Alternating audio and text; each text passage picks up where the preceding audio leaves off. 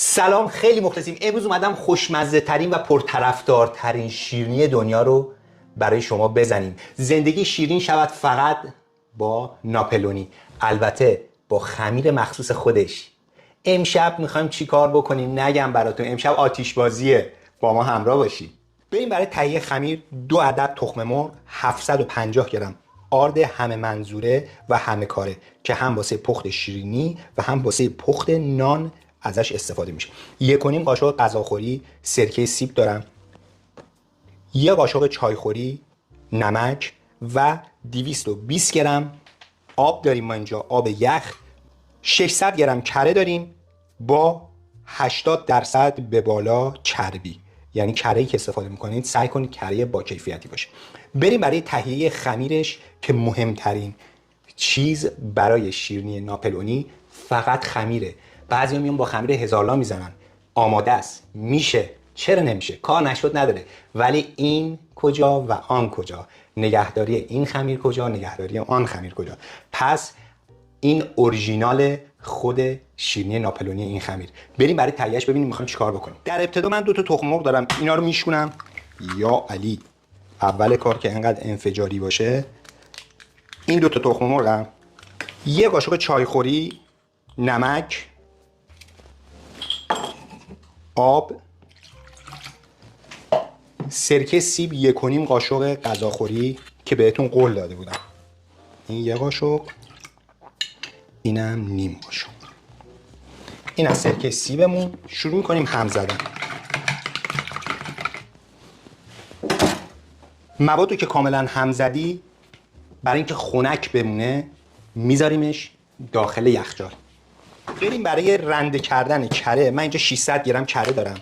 کره رو از قبل من گذاشتم توی فریزر، دماش بیاد پایین که بتونم راحت‌تر باهاش کار بکنم. این از کرم. آردم میریزم کف میز کارم،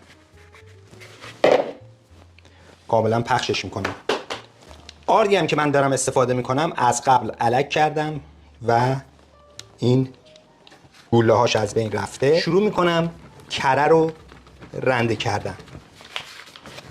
اگه کره‌تون نمیتونستید خوب رنده کنید، اینجوری آغشته آردش بکنید و راحت رنده میشه. هر قسمت کره رو که رنده میکنید پخشش کنید توی آردتون به همین راحتی. ببینید کره‌هایی که من رنده میکنم از هم بازشون میکنم و با آرد مخلوطشون میکنم به این صورت. من 100 گرم انتهایی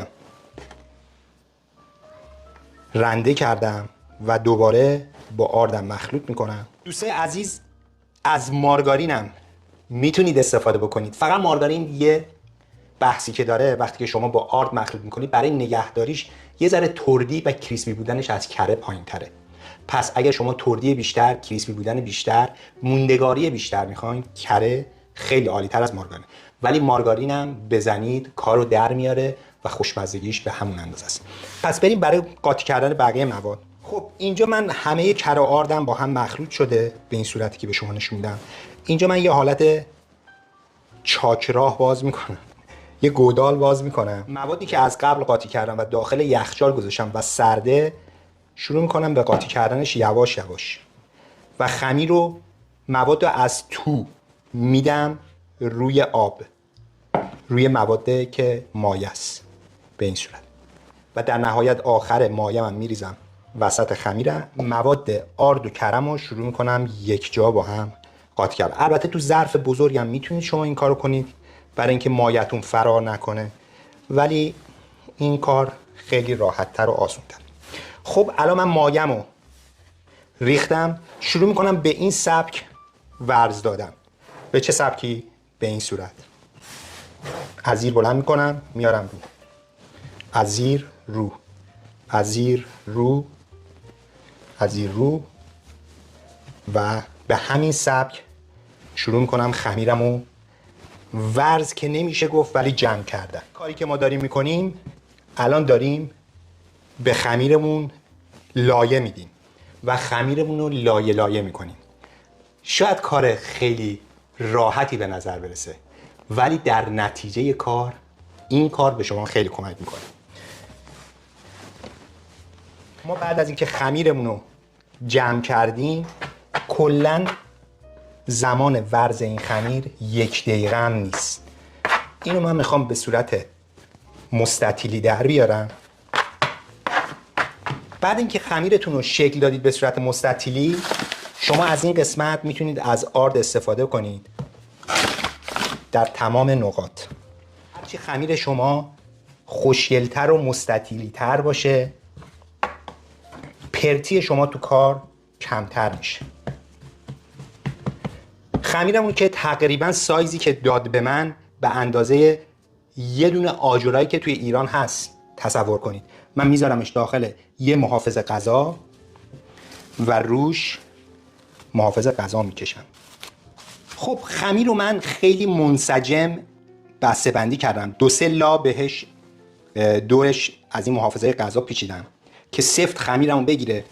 و در نهایت شما اگه میخواین شکل بدید به خمیرتون، این انگشت میاد بالا و اینجا همدیگر رو میگیره به این صورت. از هر ضلع مستطیلتون خمیرتون رو به این صورت صاف کنید. خمیر شما میره داخل یخچال. به چه مدت؟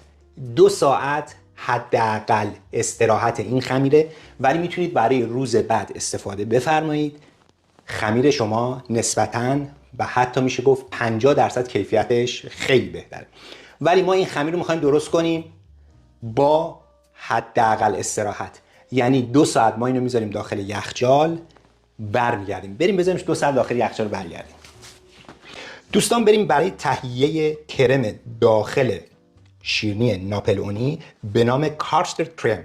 با لهجه انگلیسی گفتم به دوستان بر نخوره. 4 تا تخم مرغ ما داریم اینجا، 80 گرم نشاسته ذرت و 240 گرم شکر. شیر پرچرب باید باشه 1 لیتر. پودر وانیل نصف قاشق چایخوری ما اینجا استفاده میکنیم. البته این پودر وانیل تازه است. از اسانس وانیل هم اگر دوست داشتید میتونید جایگزین کنید و استفاده کنید. 2 قاشق چایخوری. بریم برای تهیهش. دمای اجاق رو میذاریم رو متوسط. 1 لیتر شیرمون رو میریزیم توی قابلمه یا شیرجوشمون و وانیلمون رو درجا میریزیم توی شیر به خاطر اینکه به شیرمون طعم بده. و شروع میکنیم شیرمون رو هم زدن. شیر نمیخوایم جوش بشه و قلقل بزنه، فقط در حدی که گرم بشه. بریم بقیه مواد رو درست کنیم که با هم میخوایم ترکیب بکنیم. دوستای عزیز، من اینجا 4 تا تخم مرغ دارم. اول کار اینا رو میشکونم توی کاسه.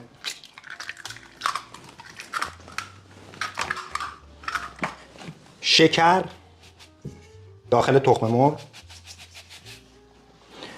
نشاسته ذرت داخل تخم مرغ و یه همزن میاریم. البته همزن دستی هم داشته باشید کافیه. بریم برای هم زدنش بهتون بگم تا چه حدی کافیه. دوستان تقریبا من به اندازه 1 دقیقه با سرعت بالا اینو زدم. رنگش ببینید سفید رنگ شدیم. میذاریمش کنار. دوستان ببینید از بغلا شیر جوشید و من درجا اجاق خاموش کردم و کاملا داره بخار میکنه. به این حد که رسید کافیه. انتقالش میدیم روی میز کارمون. خب دوستان به خاطر اینکه شیر ما داغه، ما یواش یواش قاشق اضافه میکنیم که موادی که از قبل آماده کردیم پخته نشه تخم مرغ ما. پس من الان به اندازه 1 قاشق به این تخم مرغ اضافه میکنم و شروع میکنم به هم زدن. دوباره یه ذره دیگه از شیر میریزم داخلش و شروع میکنم هم زدن. وقتی که من تمام شیر رو قاشق اضافه کردم به تخم مرغ، دمای تخم مرغ تقریبا بالا رفت و الان میتونم یک باره شیر رو اضافه کنم به تخم مرغ و الان دیگه هیچ مشکلی نیست. پس به یک باره هیچ موقع این کار رو نکنید که تخم مرغاتون میپزه و مایه‌تون مایه خوبی نمیشه. بعد اینکه این کار رو من کردم، تمام مواد رو دوباره برمیگردم تو همون قابلمه اولی، برمیگردنش رو اجاق. وقتی که انتقالش دادیم تمام مواد رو روی اجاق شعله رو کم میکنیم و شروع میکنیم به هم زدن تا یه سس تقریبا به غلظت فرنی به ما بده و دائما هم میزنیم که مایمون به کف قابلمه نچسبه. دوستان میبینید که کاملا کرم ما سفت شد و کاملا شبیه فرنی شد. به این حد که رسید کار ما تموم. برای اینکه کرممون زودتر سرد بشه من انتقالش میدم به یه ظرف دیگه به همین راحتی. کار مهمی که من میخوام الان انجام بدم روی این کرمو با یه محافظ غذا میپوشونم و میچسبونمش روی این مایه روی کرمم که روش لایه نبنده، برای اینکه بعدا من اینو میخوام با خامه قاطیش بکنم، خامم اون لطافت کافی رو داشته باشه. پس برای سرد کردن این کرم حتما محافظ غذا بذارید بچسبه به روی مایتون. میذاریمش کنار تا به دمای محیط برسه. دمای محیط خیلی مهمه تو شیرینی پزی، یادتون نره. بریم و برگردیم که میخوایم خمیر رو باز بکنیم. برگشتیم بعد از 2 ساعت و استراحت خمیرمون داخل یخچال. هرچی استراحت این خمیر بیشتر باشه باز کردنش خیلی راحت تره. جای شما خالی، یه چرت نیم ساعت هم وسطش زدیم، پر انرژی برگشتیم برای شما خمیر باز کنیم. خمیر ما آماده است. یه ذره آرد میپاشم روی خمیرم. طول خمیرم رو نگاه میکنم، تقریبا 18 سانت تقسیم بر 3 میکنم، میشه 3 تا 6 تا علامت گذاری میکنم و این درست. خمیرم رو به 3 قسمت مساوی تقسیم میکنم. به صورت چشمی هم میشه ولی حالا ما خواستیم دقیق تر عمل کنیم. ببینید لایه های خمیر رو به صورت تنه درخت، داخل تنه درخت این لایه ها روی هم سوار شد. برای اینکه آب نشه خمیرتون این 2 تا اولی رو میذاریم داخل یخچال. برای باز کردن این خمیر از آرد زیادی باید استفاده کنیم. با دستتون میتونید اینو خمیر رو فشرده بکنید تا جایی که ممکنه و شروع کنید با وردنه کم کم خمیرتون رو باز کردن. اگر احساس کردید هر جا خمیرتون داره به وردنه میچسبه از آرد استفاده بکنید. قطری که این خمیر رو ما میخوایم باز کنیم به قطر تقریبا نیم سانت. خیلی ملایم شروع کنید خمیر رو باز کردن. خمیر حجمش کاملا کره هست، باید با لطافت باش برخورد کنید. به محضی که احساس کردید خمیرتون میچسبه زیر کار رو آرد پاچی میکنید و خمیرتون رو دوباره پهن میکنید. خمیر وقتی که استوب میخوره از 1 سانتی وقتی که باز نمیشه، با یه چرخش خمیر کاملا خمیرتون آزاد میشه واسه وردن کشی. اینم یه قانونه که اگه کسایی که میخوان تو خونه کار کنن و خمیرشون میچسبه این قانون رو رعایت کنن، خمیرشون خیلی راحت تر باز میشه. خمیری که من میخوام برش بزنم 30/30. من یه خطکش میارم برای که کاملا دقیق بشه این کار. این 30 سانتی متره. با این اضافات خمیر کار داریم.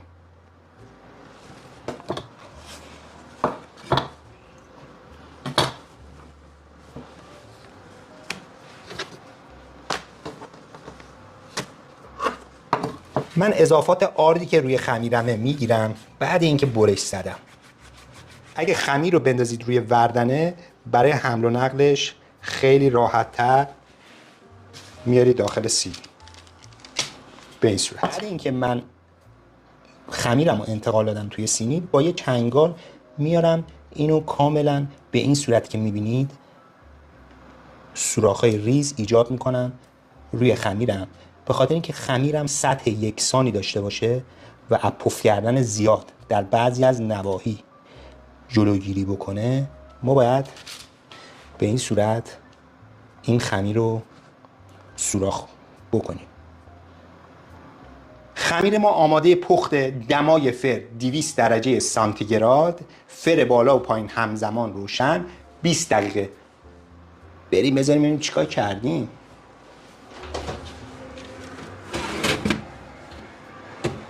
بریم برای باز کردن خمیر دوم. دقیقاً مثل خمیر اول و هیچ فرقی نمیکنه، همون سایز، همون اندازه و همون کار.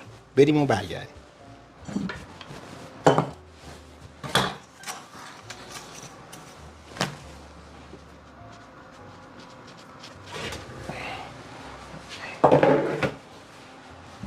دوستان لایه اول شیرینی ما آماده است. ببینید چقدر لطیف و سبک شده و لایه های خمیر چقدر زیبا. میذاریم این رو سرد بشه. ببینید لایه های خمیر چقدر قشنگ لایه لایه شده و خمیر ما کاملا بیسکویتی و سبک شده و عالی شده. ببینید و سطح صاف این خمیر و نون خیلی هیجان انگیزه. بعضی نونا هستش که کاملا پف میکنه، مثل خمیر هزارلا شما میگیرید پفای نامیزون داره، بعد اون از وسط بشکافی، ولی این خمیر و این نون هیچ احتیاجی به این کار نداره اگر شما به این صورت بزنید. بریم برای پخت نون دوممون، خمیر دوممون برگردیم.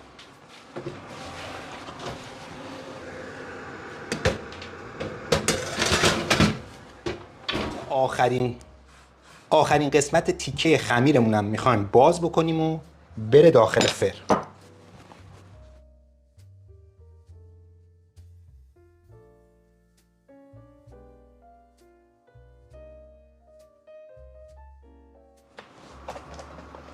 پخت خمیر آخر و تمام.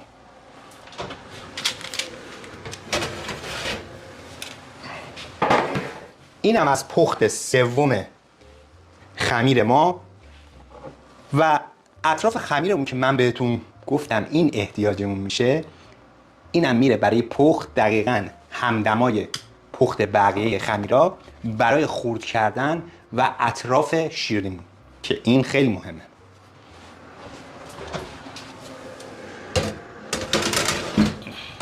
دوستان بریم برای زدن به مواد داخل شیرینی ناپلونیمون که من قبلا کرمشو زدم. الان 1 لیتر خامه میخوام بزنم. خامه‌ای که من میخوام استفاده کنم 40% چربیه و آقایون و خانمایی که داخل ایرانن از خامه قنادی میتونن استفاده بکنن، ولی خانم‌ها و آقایونی که خارج از کشورن باید حتما چربی خامه‌شون بالا باشه. این 1 لیتر رو من اضافه میکنم داخل کاسه. این نیم لیتر، این هم 1 لیتر.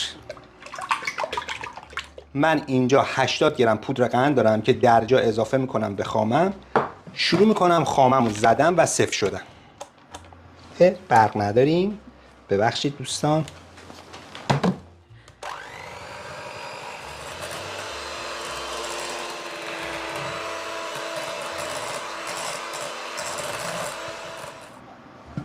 دوستان من اینجا 1 لیتر خامه رو زدم.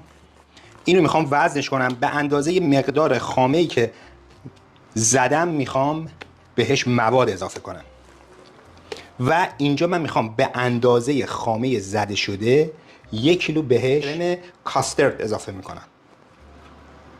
شروع میکنم این دوتا مواد رو با هم زدن. خیلی راحت و آسون.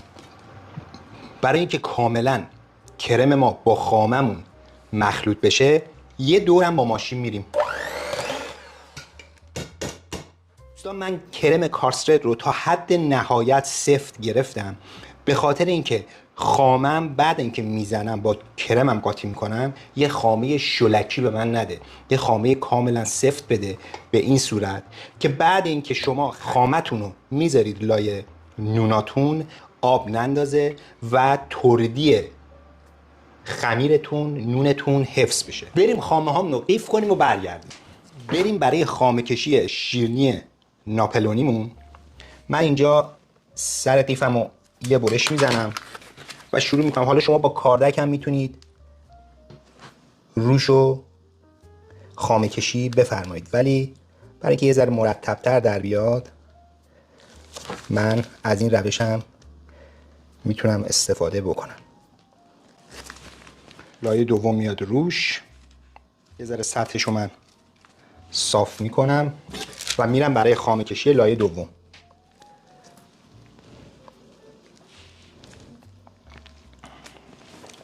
لایه آخرم گذاشتم روش و این خامه کشی قسمت نهایی. شروع میکنم روی خامه هامو یه ذره صاف کردن سطحشو. حالا خیلی هم سطح صافی نمیخوایم مثل این کیک های تولد، چون که روش بیسکویت میاد و سطحشو کاملا میگیره. من بغلای اینم همین قسمت وسط رو شروع میکنم خامه کشی و پر کردن. کاردک شروع میکنم چسبوندن خامه به دور شیرینی. بعد از اینکه خامه کشیمون تموم شد شروع میکنیم به خرد کردن این نونای که کنار خمیرمون بود و پختیم و خیلی هم پفکی و خوب شده، عالی شده. چه بافتی پیدا کرد ببینید. بریم برای ریختن این نونای خوشگل روی شیرینیمون، جذاب ترین قسمت کار. بریم روشو بپوشونیم و برای برش آمادش کنیم. بریم برای برش زدن این ناپلونی خوشگل که من به صورت چشمی به این صورت برشش میزنم. به به، صدا رو بی. واقعا هنر نزد ایرانیست و بس. اگه دوست داشتید در آخر با پودر قند روی شیرینیتون رو تزیین کنید و به این زیبایی بشه. نتیجه کار این مدل کیکیشه، اینم مدلای تیکه‌ایشه. من به یکی از دوستام قول داده بودم فردا شب تولدشه حالت کیکی بریدم، ولی اگه شما میخواید میتونید بیسکویتاتون رو از قبل هر سایزی که دوست دارید ببرید، خامه کشی کنید و تزیین بفرمایید. این از این. بریم برای مزه کردنش ببینیم چیکار کردیم. من مطمئنم که این خوشمزه است 100/1000. یه ذره میدونید که خوردن ناپلونی سخته، ولی اینقدر ترد و لذیذ شده.